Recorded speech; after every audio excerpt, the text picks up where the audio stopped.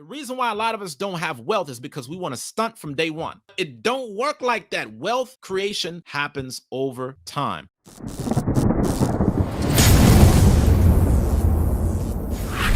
On today's episode of the Uzziah Show, we're going to get into how to build wealth. We're going to talk about how you can grow generational wealth to pass down as part of your legacy. The first thing that you need to know about building wealth is that you have to tap into your gifts. The wealth is already inside of you. All you need to do is bring it out to the world. You have to understand what are your strengths and how can you monetize on it. This is the book of Luke, chapter 17 and verse 21. Neither shall they say, lo here or lo there, for behold, the kingdom of God is within you. Meaning, we are so busy focusing on, the next big thing that we never realize that the strength is within ourselves. We get so caught up in all these different fads, whether it's crypto, whether it's real estate, that we never take the time for us to just look within. What are your strengths? What skills do you possess that can help you get to the next level? A lot of people go wrong by doing the things that they want to do or what they want to be good at, rather than doing the things that other people tell you that they value from you. If you're trying to build wealth, there is a market that is going to pay you for your services that are in high demand. The only way that it's in high demand is if it is something that you do on a level of excellence that other people want and desire. Take your natural strengths, monetize on it. It'll make everything that much easier in the process. It's about taking your value and producing it at scale.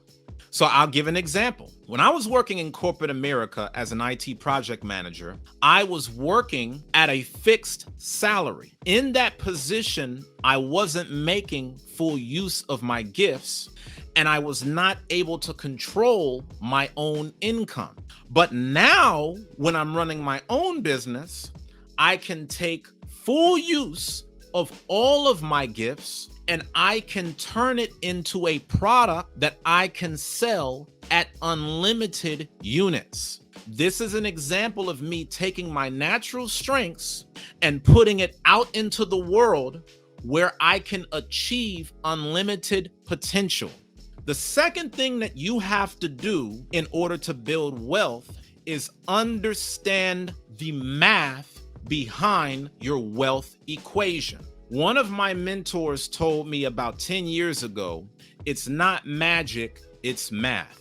Wealth creation is not mythical. It is simply math at work. It's a numbers game. Let's say that I have a video, 100 people watch it. There may only be 1% of people amongst that 100 that actually end up becoming a customer. You have to be able to know what the numbers look like so that way you can properly strategize around making money. So if I know, okay, hey, behind every video I do, there's a 5% sales conversion. In order for me to make a certain amount of money, I have to have a certain amount of viewers. A lot of times we only think about the end dollar, but we never think about what were all of the other numbers that factored into the endpoint before we got there. A lot of us still get caught up in fantasies about how wealth is created because we dream about investing in this magic stock or this magic investment that just by putting in $5 somehow is going to turn into $5 million tomorrow. That's not the way that it works. I know that y'all hear these stories about things like Bitcoin and, oh man, for the price of a slice of pizza, you could have been a multimillionaire. That is so abnormal to the real way that people create wealth. That's not the norm of how the game is played. When you look at most of the world's wealthiest people, they got wealthy through investing, not by putting in little money and it turning into big money. They got wealthy by putting in big money and it turned into even bigger money. That's the way that it works. Why? Because it's all about math. You know, when I do this crypto investing and I'm watching certain investments have a 10% return in a day, I'm asking myself, okay, well, 10% return on what amount of money that I have invested? If I have $1 in a cryptocurrency, a 10% return on that is going to look a lot different than somebody else that has $100,000 in that same crypto investment.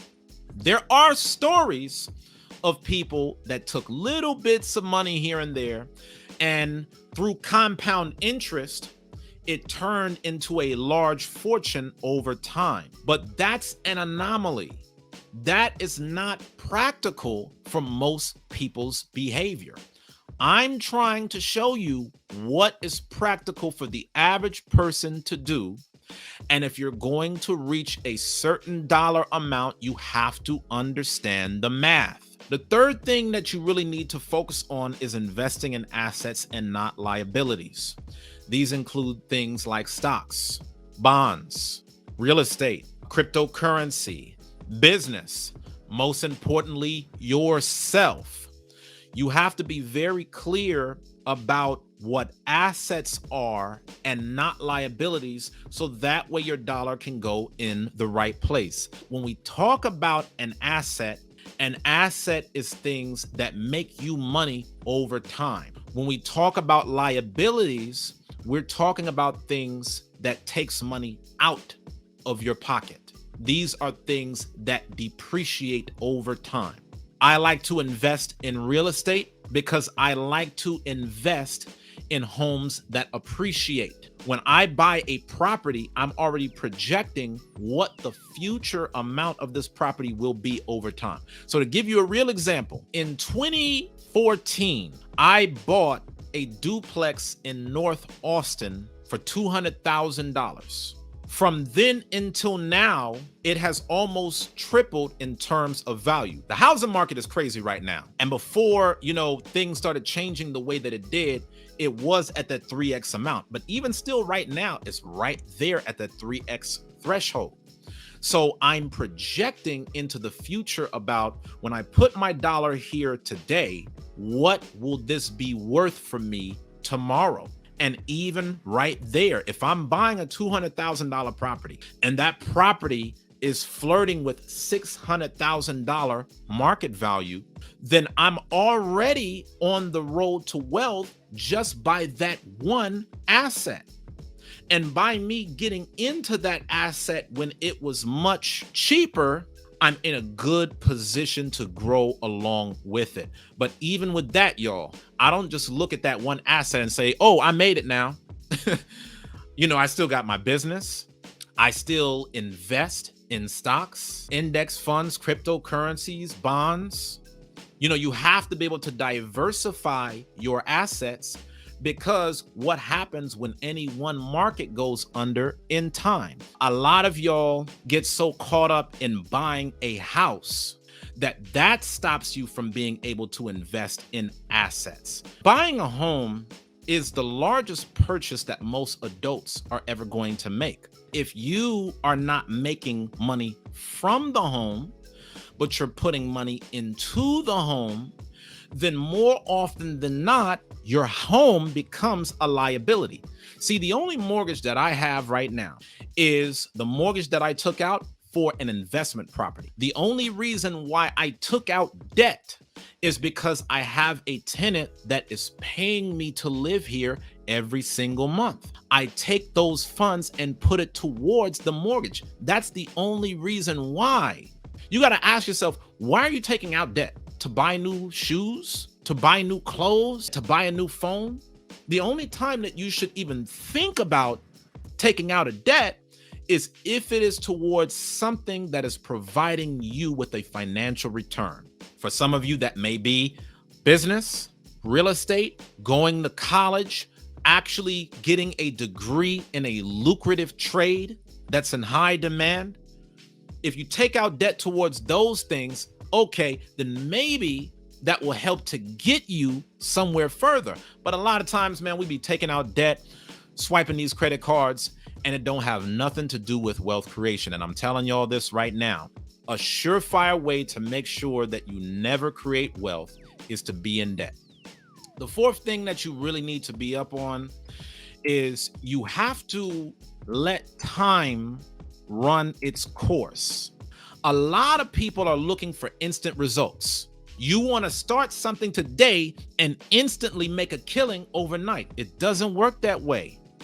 The average millionaire is 57 years old, which shows that for most people, it takes at least 3 to 4 decades of hard work and investing to build real wealth. So what makes you think that at whatever age that you are, teenager, 20s, 30s, that you're going to start working today and instantly you're going to have a super bag tomorrow? It's not going to happen. It takes time. It takes focus. It takes patience. It takes dedication. And most importantly, it takes you applying everything that I went over in today's free video.